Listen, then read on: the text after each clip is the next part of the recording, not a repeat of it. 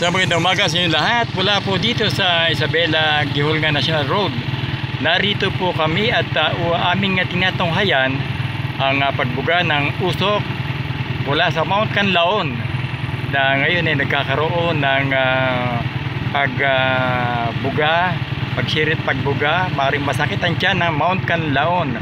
Matagal na po ito, almost bigit 10 buwan na po siyang yung subaybayan ng seismology, volcanology ng Pag-asa. Pag-asa ba yan? Okay?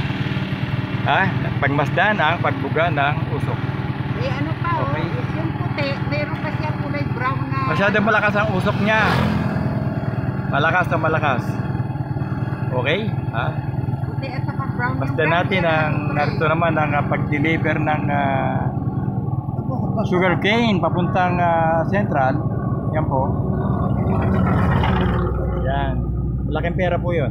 Okay? Yan lang po at magmula dito, kami po ang inyong kaibigan, si Lolo Freddy at si Lola Maria, nagsasabing mabuhay kayong lahat.